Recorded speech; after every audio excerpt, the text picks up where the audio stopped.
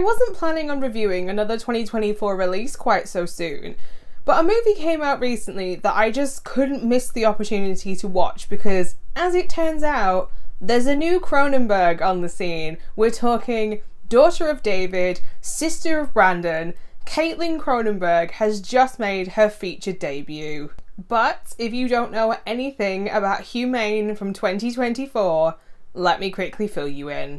Taking place over a single day, mere months after a global ecological collapse has forced world leaders to take extreme measures to reduce the world's population, in a wealthy enclave, a recently retired newsman has invited his grown kids to dinner to announce his intentions to enlist on the nation's new euthanasia program. But when the plans go horribly awry, tensions flare and chaos erupts amongst his children.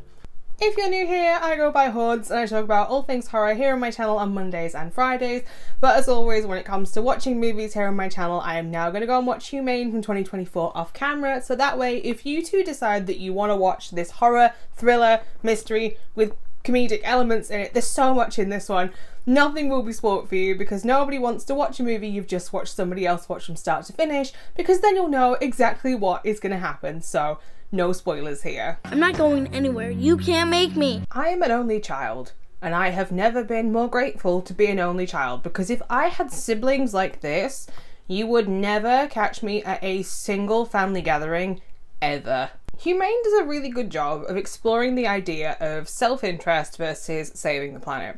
You've got 4 siblings, Noah and Ashley, who are the younger siblings, who are far more tolerable than their older siblings, Rachel and Jared.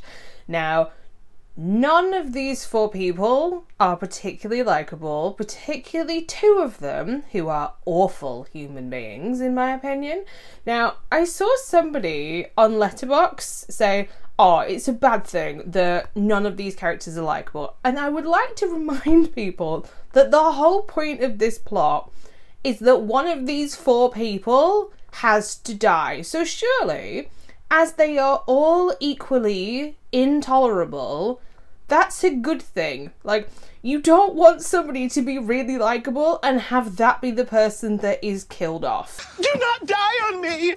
The whole point of this plot is eat the rich, and it is 4 rich people who all think that they are more entitled to life than somebody else, going head to head against each other. And you can't tell me that people would not act this way, because they already do, without a full global economical crisis wiping out the Amazon rainforest and everything else that keeps humanity alive. There are a lot of opposing political and ethical viewpoints within this family, and I feel like I need to bring this up because Jared is a fucking hypocrite. I hate this guy so much. He works for the government and he has this thing that you should enlist yourself into the voluntary euthanasia program. However, he does not think that he should have to do this, and it should fall onto the heads of people who are suffering, who have basically lost everything.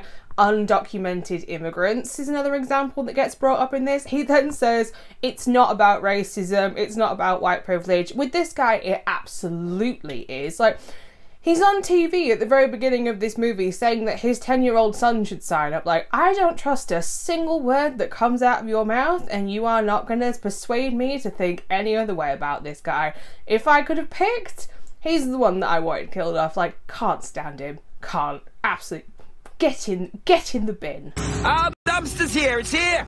I do think that it's shot really well, and I have to give a moment to point out particularly that I like the colour palette of this. It gives me very Wes Anderson vibes in the, like, the saturated pastel colours that really pop on screen, particularly the baby blue. But you're dealing with a Cronenberg here, and you can't tell me that there aren't numerous studios that would throw money to work with this family, because they absolutely would. So I always knew that the production value was always going to be there, because they're not going to not give money to a Cronenberg project at this point. Like, that family name speaks volumes. Fortunately, it does feel going into that 3rd act like it has lost all momentum, and that is because in the 2nd act of this, there isn't really enough build-up there to establish anything going into the finale. Like, the middle section is just four entitled people walking around a house thinking that they are more entitled than everybody else, until somebody finally decides to step up and make a decision. Like, these people have 2 hours to make a decision in this movie, and they take every damn second of those 2 hours to make that decision. It is the polar opposite of Saw. Like, in a Saw game, 2 people get told you've got 3 minutes, and people are like, I do this now and I get to go home. Like, at no point did anybody realise, oh, if I just make a decision now and keep this going a little bit, we can all go home minus one annoying sibling. Bye, have a beautiful time. There is a blood effect in this, and I need to bring this up because it confuses me slightly, as I can't work out if it's just been done in a very strange way as a practical effect, or whether it's been poorly added in post. And if you've seen this, I would love to know what your thoughts on this are, because I don't think it's just me that, like, would notice how this doesn't quite look realistic. It's the scene where they take a spoon and cauterize a wound, and then it starts to pour blood. If you've seen it, please let me know if you also think that this doesn't quite look right, because compared to everything else visually, it stands out like a sore thumb. It really does. And that is saying something, because the fight sequences in this, I can't forgive those because the fight sequences are awful. It is a little bit all over the place though at times, and I think part of that is the dialogue, because everybody in this sounds like they belong in the original series of Gossip Girl, and part of it is the character of Bob. Now, Bob is the man who is in charge of collecting on the contract. Now, Bob is somebody who is a little bit too happy in his job because of the power trip that it gives him, but he is bordering on, like, supervillain vibes. Like, if this guy had burst out laughing in, like, a full-on supervillain laugh, would I have been surprised? No, he's like one step away from Dr. Evil in Austin Powers, and that is saying something. I have a plan. The best way I can describe this is it feels like either Bob is acting in a different movie and is giving way more than everybody else who isn't giving quite enough, or everybody else has decided to sort of hit middle of the road and Bob is aiming for the moon. I do think that Humane is a good feature debut, but it is certainly not without its flaws. Like, I wouldn't say that this is the best 2024 release I've seen by a mile, but it's certainly not down there at the bottom with things like Last Night at Terence Lane's or Sunrise. I would put this certainly in the, like, middle of things that I've seen so far. And because of this, I am actually going to give Humane from 2024 a 3 out of 5 stars, because the beginning is strong in this movie and it pulls you in and it sets up the entire scenario. But as the movie goes on, it becomes less and less about these people are horrible people who all deserve to die, but which one is actually going to end up dead.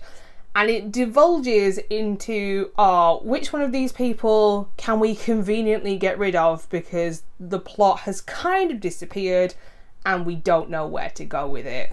And unfortunately, it is another 2024 release that I have to make the statement of what the hell was that ending, because once again, that wasn't it. That wasn't the ending that this movie deserved. No.